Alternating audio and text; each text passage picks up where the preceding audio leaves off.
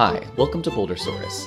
In this episode, I'll be showing a compilation of boulders that I enjoyed at my gym. Enjoy. The first boulder starts with a very shouldery section in the dihedral. I have to press myself into the corner, which is a wonderful way to pull that muscle in your neck that you weren't aware was there. Luckily, there is a jug halfway through the climb to shake out those hands. A large move off this jug brings us into the second half. The top section of this climb starts with wide, slippery pinches. Luckily, given the inside corner of the wall, you can press your legs outward to create additional tension down below to relieve it up above.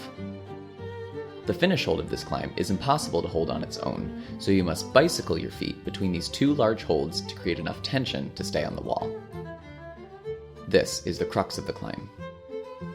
This next climb features the use of a move called a heel hook, where you must use your heel instead of your toe on a hold. Count to see how many heel hooks you can find.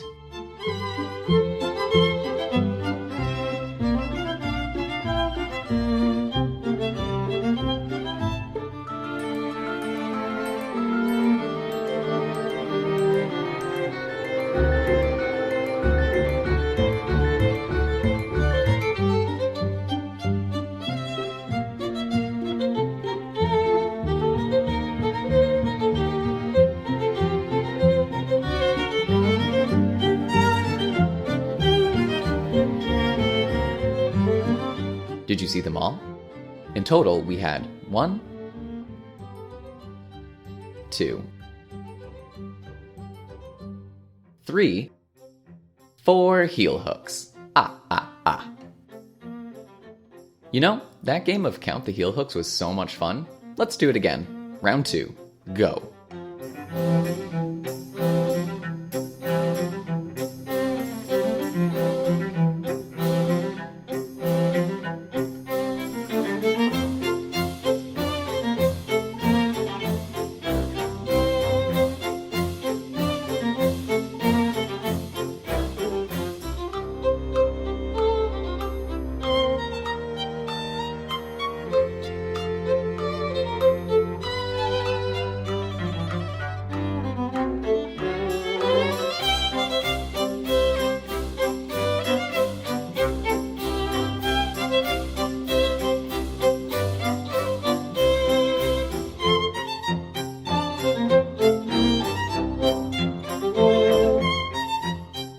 In total, there were 1, 2, 3, kind of 4, and 5. There's actually a ton of heel hooks in this video, so keep an eye out for them. There's also a couple of dynamic moves. This one requires you to stand up and press outwards to wedge yourself into the corner. The following moves are an absolute joy for me because it involves sticking my leggy out really far and squishing up into a corner, which is my favorite pastime. See? Just look at how happy I am. This next climb has a more strength-based dynamic move. The climb starts with some tough moves on crimps. Watch how I use a right drop knee to gather power to launch myself up to this big purple hold, and then quickly use a toe hook to stop my swing. Here it is a bit slower. The right foot generates the momentum, and then watch my right foot. It hooks under the start hold to stop my swing so I can continue onto the rest of the problem. The crux for me is actually this move up to the right crimp. It is slotted and hard to grab it just right. But the rest of the climb is a piece of cake. You can see me smiling over at Evan, the wonderful manager of Central Rock Gym, Warwick.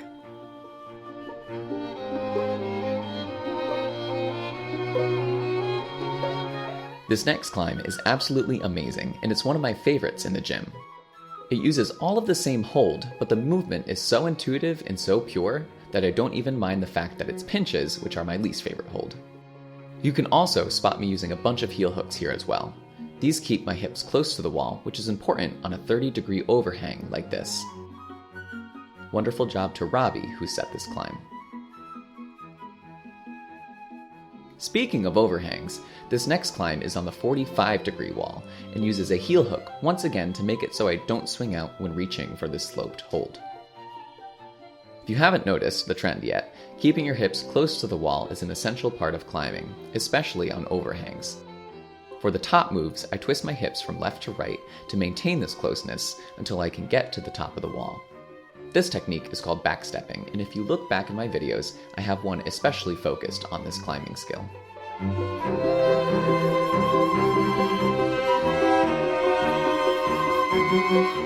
This next climb features some new super long pinches at my gym.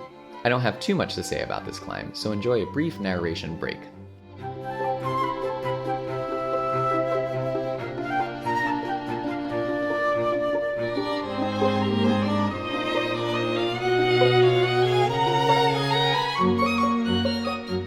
I'm impressed with myself that I didn't just feature slab climbing for this entire video, as it is my absolute favorite climbing style.